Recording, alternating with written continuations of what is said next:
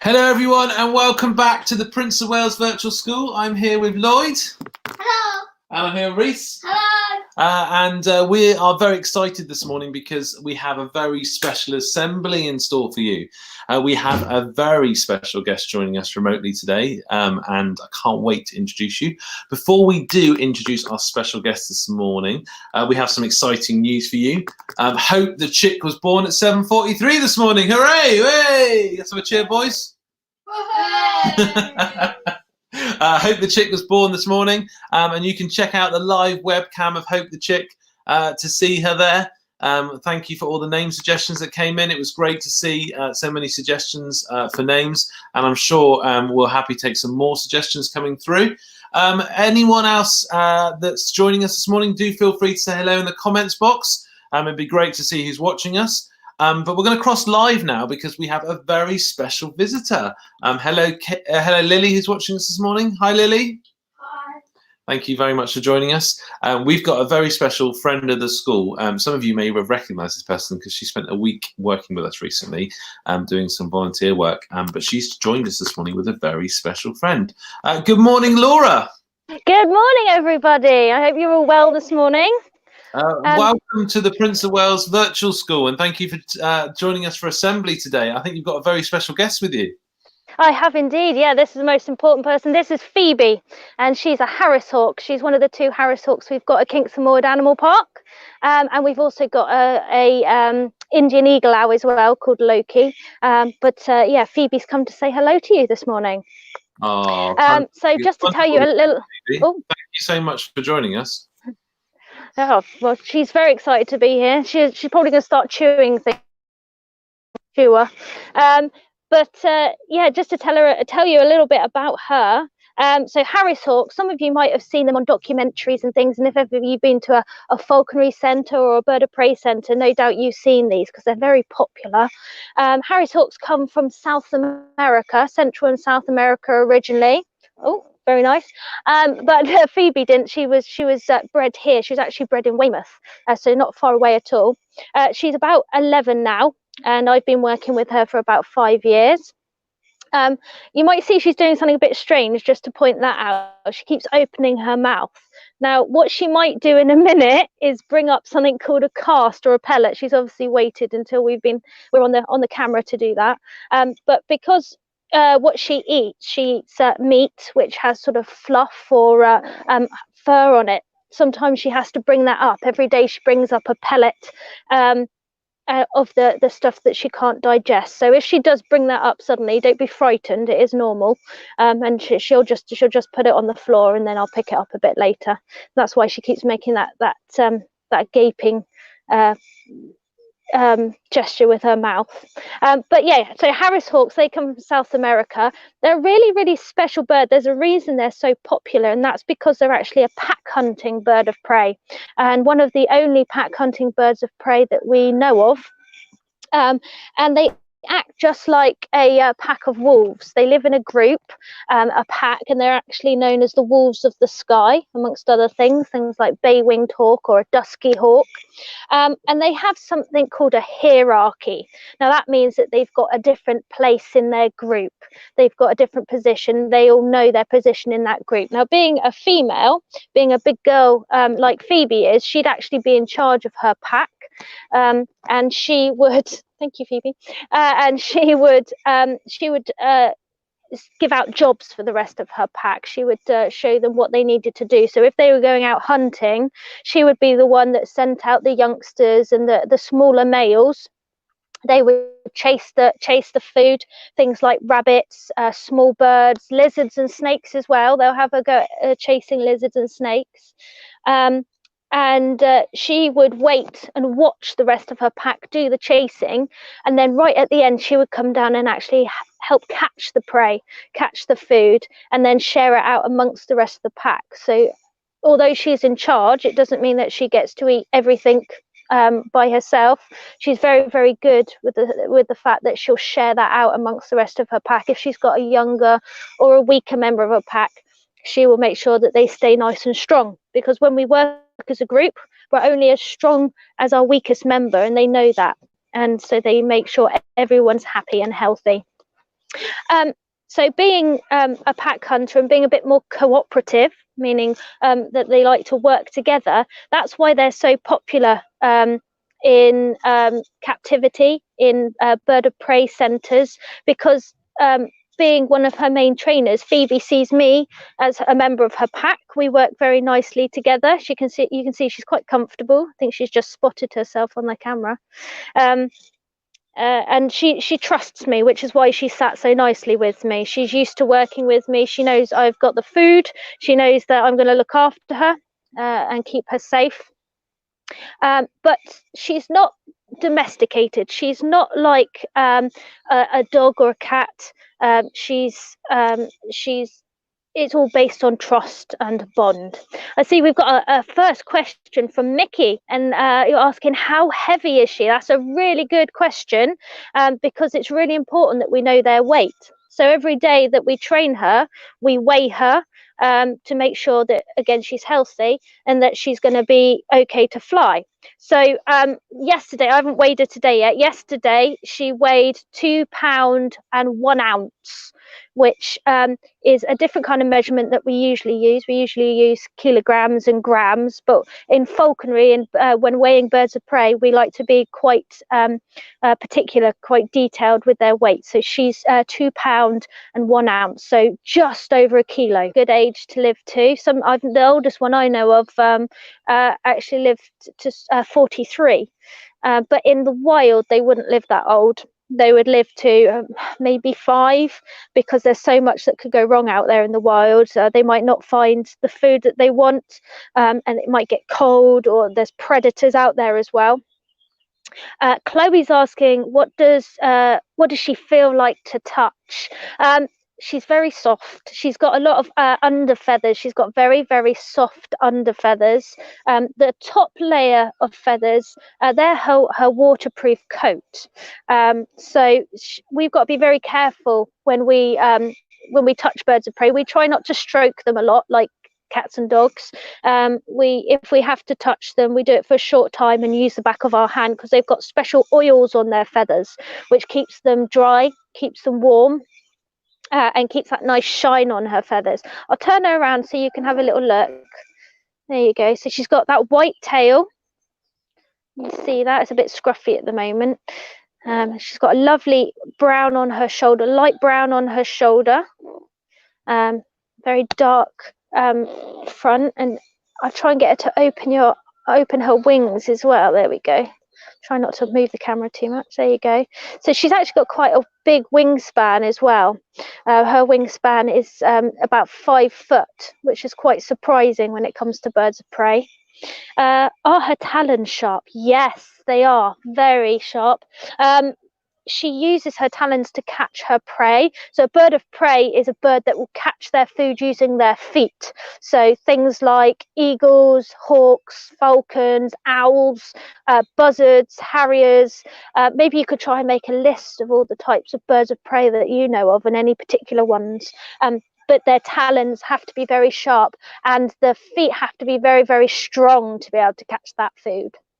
Did you get it from the wild? No, she didn't come from the wild. She was bred by a gentleman in Weymouth many, many years ago, who used to own lots of birds of prey. Unfortunately, he became poorly and couldn't look after them anymore, and he very kindly gave Phoebe and her sister Emma to us. Emma's in her aviary at the moment.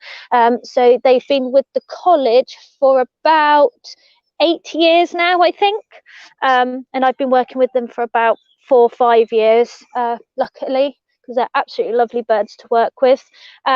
But yeah, you can't take birds from the wild in this country. It's against the law, unless they've hurt themselves and they can't look after themselves anymore.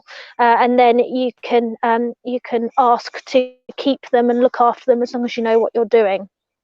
In other countries, though, places like America, they do get their birds of prey from the wild. You do have to apply to do that. You've got to apply for a special license to do that. You can't just go and do it willy-nilly, as it were. But they have a special apprenticeship, which means that they have to learn how to look after the birds of prey properly and prove that they can do it before they own a bird of prey. And like I said, they need to have a license to do that over there. And in some places as well, they will take golden eagles from the wild and they will rear them. They will help, the eagles will help them to catch food and live their lives, and they respect the eagles very, very much. And then when they get to the age where they can start laying eggs, they will let the eagles go back into the wild. So they're very knowledgeable and very respectful to those eagles. What is the biggest bird of prey in this country? Oh, that is a really, really good question. So up north, we have the golden eagle, but we also have the white-tailed sea eagle as well. That's a really special bird of prey. So that's the biggest bird of prey that you get in the United Kingdom. Down this way, though, you'll be seeing things like buzzards. You might be lucky enough to see a red kite as well. Oh, stop pecking. There you go. And owls as well. There's 5 main types of owls as well that we get in this country. That's the barn owl, the tawny owl, the little owl, the long-eared owl, and the short-eared owl as well. So maybe in the evenings, it's when it starts to get dark, because they're going to be out and about a bit more now because it's breeding season. Maybe you could listen out for some owls if you get the chance. What she eats in the cat sorts of meat, so she might have mice or rats, that sort of thing, a bit of chicken as well. In the wild, she would catch things like rabbits, jackrabbits. She would catch small ground dwelling birds, the birds that live on the ground, lizards and snakes as well. They've got very, very tough feet. If I can try and show you, ooh, not very good with this camera, look. Show you her feet a bit more. Do you see those bright yellow scaly feet? Very, very sharp feet. There you are. See that? And that means that protects her.